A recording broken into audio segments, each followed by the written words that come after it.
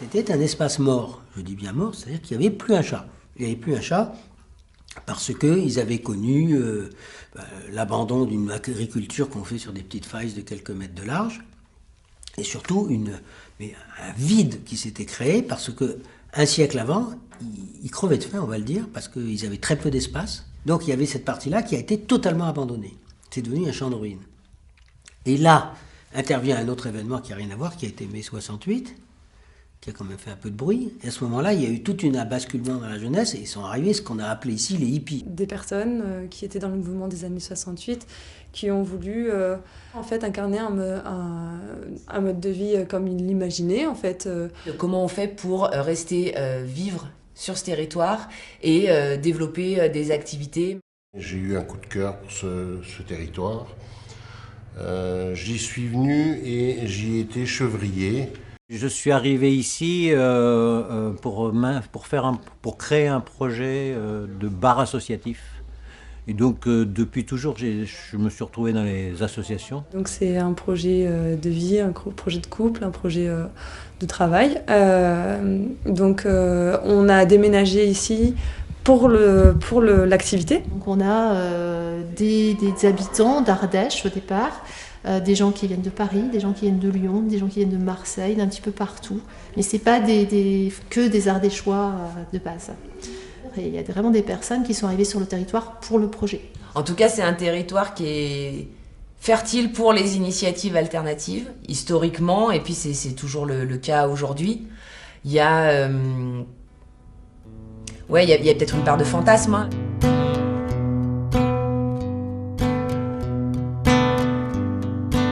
Sur ce territoire, c'est à la fois un bonheur quotidien et en même temps il y a des difficultés, enfin voilà, d'accès aux soins, d'accès aux services publics, etc. qu'il faut pas nier, qui font partie aussi à mon avis, des caractéristiques des territoires ruraux dans leur ensemble.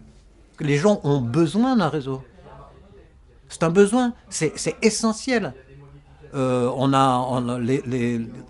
Les habitats sont très disséminés. Pour rentrer en contact, c'est difficile. Là, il y a une personne qui est venue tout à l'heure qui a dit « Moi, ça fait 1 an et demi que je suis ici, mais je rencontre personne. » Et il y a tout cet étagement des paysages qui font qu'on se déplace bien du nord au sud, mais alors dès qu'on part en travers... Et en Ardèche, on ne compte pas en kilomètres, on compte en temps. Avec les fonds de vallée, il n'y a rien, c'est un V, donc il n'y a pas de petite plaine en bas pour passer. Donc les routes, c'est horriblement difficile de se déplacer. Hein. C'est qu'entre ici et un peu la ligne de là-bas, il n'y a aucune route. La seule manière d'aller d'ici vers l'amont, c'est à pied. Il n'y a même pas un chemin, à la limite, il n'y a même pas un chemin muletier par endroit pour arriver à passer. Ici, on a besoin d'une voiture, c'est indispensable. Les gens qui sont en montagne, qui ont souvent ils travaillent pas forcément à temps complet parce qu'ils préfèrent s'occuper de leur jardin. Donc ils n'ont pas beaucoup de ressources. Et donc on s'adresse à eux surtout. Mais pas que, on a aussi des gens qui ont envie de venir apprendre la mécanique. Ah bah, ça fait chaud au cœur. On a au moins 300 adhérents actuellement. Ce qui est énorme. Ce matin, on a fait 4 adhésions. Hein. Depuis que vous êtes arrivés, on a fait 4 adhésions. C'est quand même. C'est que le besoin existe et les gens ont envie. Et je vous invite à venir le samedi matin. Il y a un brassage de monde, de gens qui travaillent la semaine, qui viennent le samedi. Il y a des repas collectifs. Il y a une vie associative très riche. Donc ici, il y a des bénévoles qui viennent aider à l'accueil. Et il y a un mécanicien professionnel donc, qui est lui chargé de toute l'organisation du garage et surtout qui est chargé d'apprendre aux personnes, aux bénévoles qui viennent ici à réparer leur véhicule pour que ça soit le plus pédagogique possible et le plus sympathique possible. C'est un collier, c'est quoi? Alors, ou c'est un collier, ou c'est un système comme tu vois de l'autre côté là.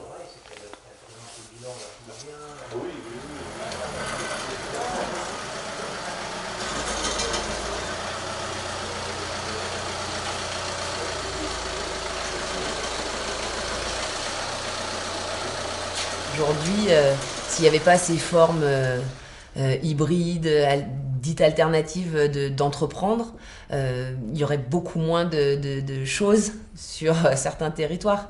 Vous l'avez vu avec le garage solidaire ce matin, il y a les recyclards, enfin voilà, il y a tout un pan de l'économie qui n'existerait pas s'il n'y avait pas l'économie sociale et solidaire. On est déjà dans une zone où la situation de l'emploi est pas très bonne. On est l'une des zones les plus impactées par le chômage de la région Auvergne-Rhône-Alpes. S'il n'y avait pas ces 18% de l'emploi, voilà, ça serait encore pire. Et en plus, c'est des emplois qui répondent souvent à des aspirations aussi personnelles et collectives des personnes qui les occupent. Voilà. Donc aujourd'hui, en fait, on dit qu'on accompagne tout type de projet, mais avec une expertise particulière dans le champ de l'économie sociale et solidaire.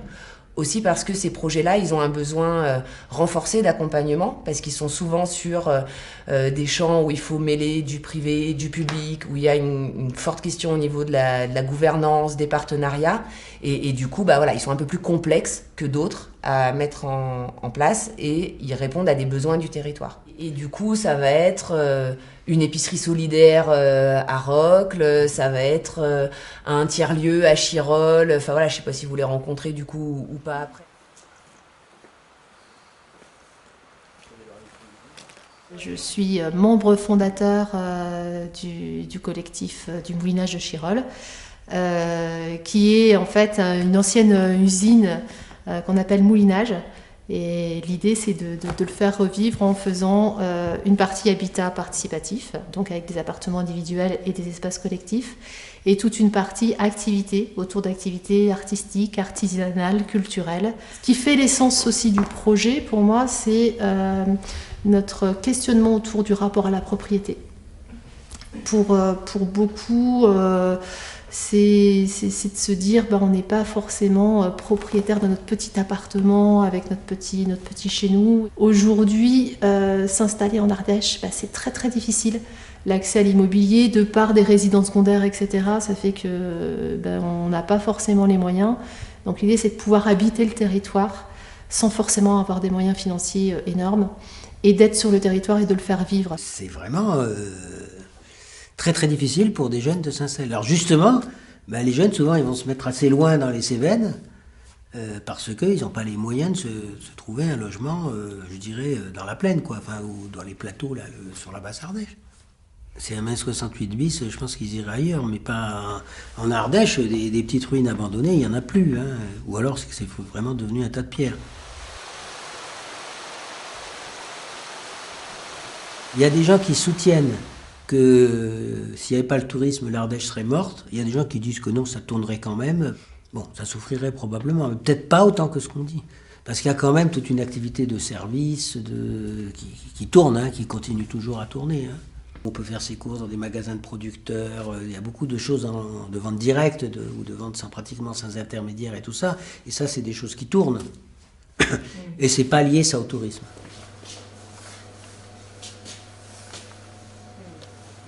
Une journée de chevrier, ça commence par un lever tôt, toute l'année.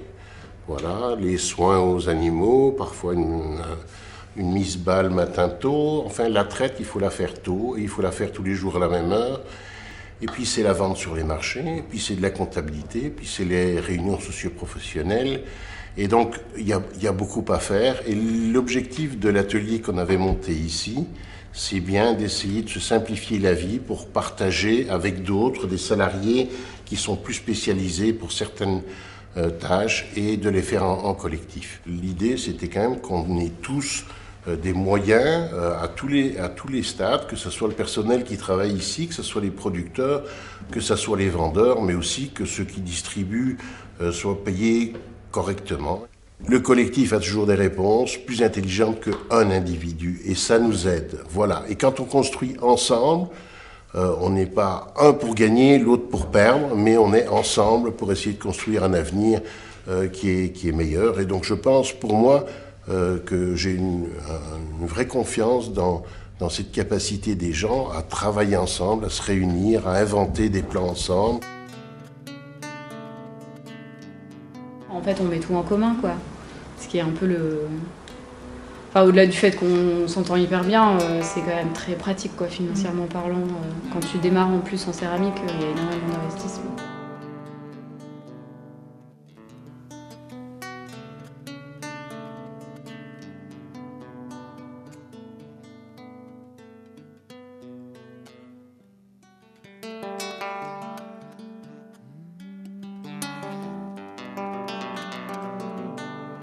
On est une alternative au système économique, on est une alternative parce qu'on réfléchit aussi à notre rapport au travail, notre rapport à l'habitat. Donc oui, en ce sens-là, on cherche des alternatives à ce qui se fait déjà aujourd'hui. Après, on n'a pas envie d'être à tout prix un projet alternatif. C'est pas ça qui nous porte, comme on ne veut pas être à tout prix un tiers-lieu. On part plutôt de nos envies, de qu'est-ce qu'on a envie de vivre. Voilà, on me demande souvent si on est alternatif ou si on est innovant. Je pense qu'on est simplement lucide.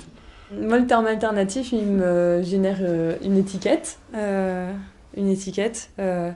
Donc, derrière ça, on peut mettre plein de choses et rien. Enfin, donc, c'est un mot qui me parle quand même parce que je me sens de cette génération qui a besoin d'envisager autrement des modes de société, des modes de consommation. Et on a envie d'inventer d'autres choses que ce qui existe déjà. Donc oui, on peut s'estimer des alternatives. Pour moi, je suis constamment dans un système alternatif. J'en suis fier. Ça me mobilise, ça me motive. Ça me permet d'avoir des échanges avec les personnes et non pas avec du fric. C'est simplement une communication qui passe avec l'adhérent, qui lui permet d'avoir confiance en lui et qui lui permet de venir réparer son véhicule. C'est tout petit, enfin, je veux dire, c'est souvent ça l'alternative.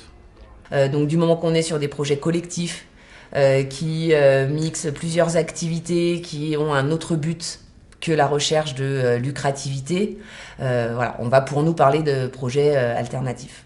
En tout cas, on a envie de transmettre des valeurs et c'est comme je disais ici, il y a une multitude de projets et il y a le faire ensemble à travers les chantiers participatifs, il y a la question du patrimoine quand on voit tous les murs en pierre sèche qui ont été remontés, il y a la question de l'environnement, dans la manière j'ai envie de tenir mon élevage, de m'occuper de mes animaux, la proximité avec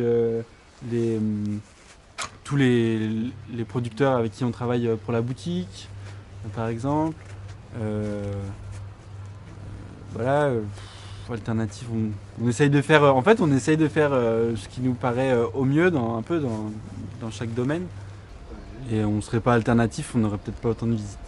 Même en plein mois de janvier, quand il y a un sacré vent. Je trouve qu'ici, on est beaucoup en réflexion là-dessus, sur comment faire société, comment s'organiser différemment, surtout avec l'historique qu'il y a là. Faire autrement, mais comment? Enfin, c'est un peu une question au quotidien. Enfin, quand même régulièrement, on se dit mais qu'est-ce qu'on fait autrement? On est dans la même économie de marché qu'ailleurs. On a besoin de vendre ce qu'on produit pour vivre.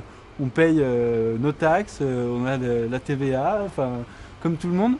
Et du coup, l'alternative, elle est peut-être dans le sens qu'on va donner aux choses. Sur un territoire rural comme le nôtre, il y a aussi des projets qui, statutairement, ne vont pas être inscrits dans le champ de l'ESS ou autres, et qui pour autant vont chercher une utilité sociale sur le territoire. On en discutait la semaine dernière encore avec mes collègues. La dernière épicerie du village qui est un entrepreneur individuel, mais s'il travaille avec les producteurs locaux, avec des circuits courts, etc., pour nous, il est dans l'économie sociale. Alors qu'il n'est pas forcément sous forme associative ou coopérative. Après, est-ce qu'on est un lieu alternatif? C'est selon la vision de chacun, en fait. Et les représentations qu'on a, d'où on part. C'est très relatif. Le projet d'Âme Sud. Est-ce qu'on est alternatif? Je pense qu'il y a pas mal d'acteurs sur le territoire qui se revendiquent de l'alternatif et qui ne nous trouvent pas alternatifs. On a fait tout un travail à un moment donné parce que, et notamment parce qu'on est dans le cadre de dispositifs de l'État, comme le RSA, comme le service civique, qu'on travaille avec ces dispositifs-là.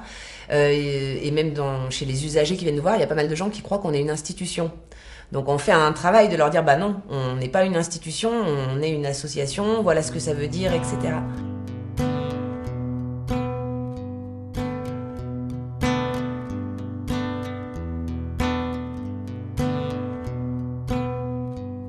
C'est une petite commune, c'est un petit budget, donc ils n'ont pas de moyens extraordinaires et notre subvention de fonctionnement annuel, elle est au niveau du nombre d'habitants, c'est-à-dire minimaliste, quoi.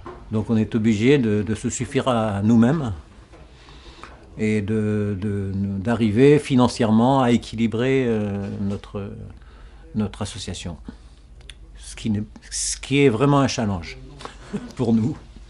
Et à un moment, il a fallu un peu se dire comment financièrement on arrive à financer ça. Il y a des apports de chacun, bien sûr, mais il y a aussi les demandes de subventions. Il ne suffit pas de faire un dossier, il faut rentrer dans des cases. Les cases, c'est de pire en pire. Maintenant, tous les 6 mois, ils changent les cases. C'est quand même une réalité aujourd'hui, si on veut demander des subventions, d'utiliser un peu les termes de la novlangue, de parler de coworking, de parler de tiers-lieux, de choses comme ça. C'est ce qui est demandé dans les dossiers de subvention. On ne savait pas ce que c'était. On a découvert ce terme-là à ce moment-là. Et en regardant, on s'est dit, mais en fait, on est un tiers-lieu. Et donc là, petit à petit, c'est là qu'on a commencé à se définir comme tel.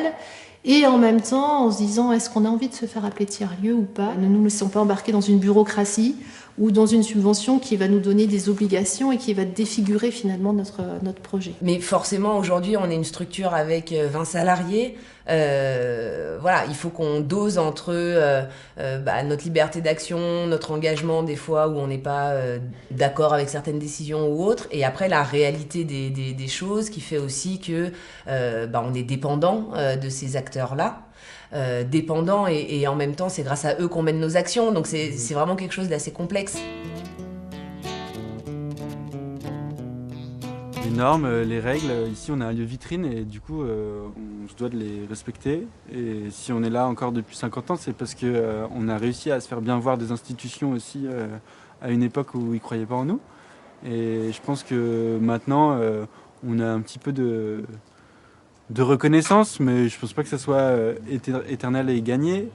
Et du coup, voilà, faut savoir un peu jongler avec tout ça.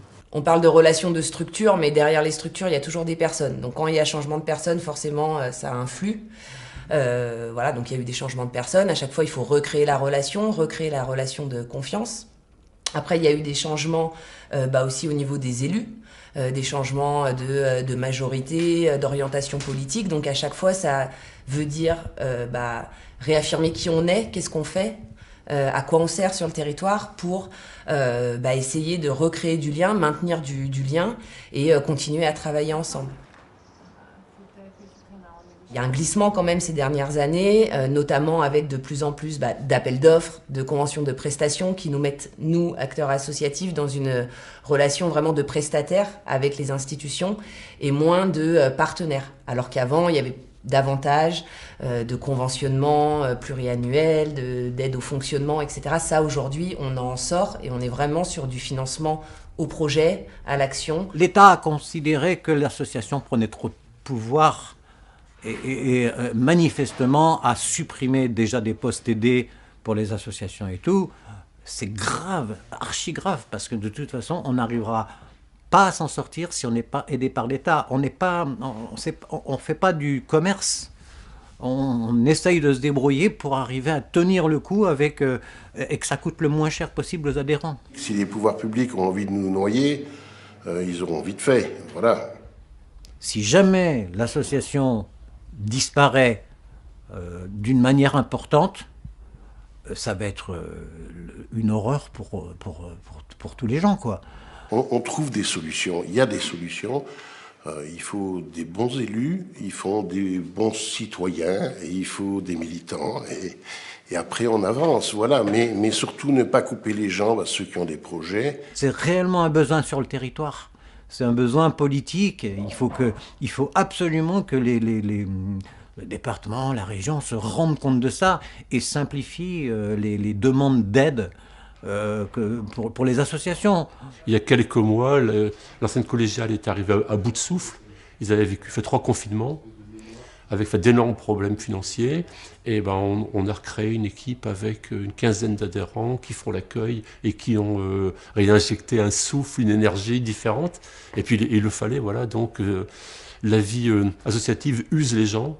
Donc il faut renouveler, et puis il faut se motiver, il faut trouver des projets. Je me suis beaucoup investi dans tout ça, je ne regrette pas le temps que j'y ai passé. J'essaye que ceux qui me suivent s'y investissent aussi, mais je vois la difficulté à consacrer du temps, énormément de temps. Si on a créé la structure, c'est pas pour 10 ans, c'est pas pour 15 ans, voilà, c'est pour faire du durable, voilà, j'aime pas ce mot-là non plus, mais c'est pour faire quelque chose. Alors il y aura beaucoup de choses qui vont évoluer probablement. Si on peut être après, force de transmission, c'est génial, quoi. Ouais. Pour accompagner, alors pas donner clé en main comme on fait un projet collectif, mais pour amener une expérience au niveau de la gouvernance, au niveau de la construction juridique d'un projet, de la construction économique aussi. J'ai été sollicité pour qu'on essaie dans d'autres coins de monter des projets du même type.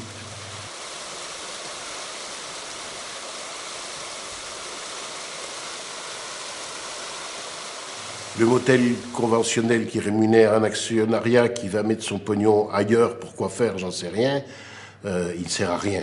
Voilà, ce modèle, il n'est que prédateur pour la planète, et donc celui-là, il doit s'effondrer. Si on veut se maintenir, on est obligé de faire de la résistance. On ne peut pas faire autrement. Et la force, c'est cette solidarité qu'il y a. On ne laisse pas les gens en panne. On s'adaptera, on saura faire.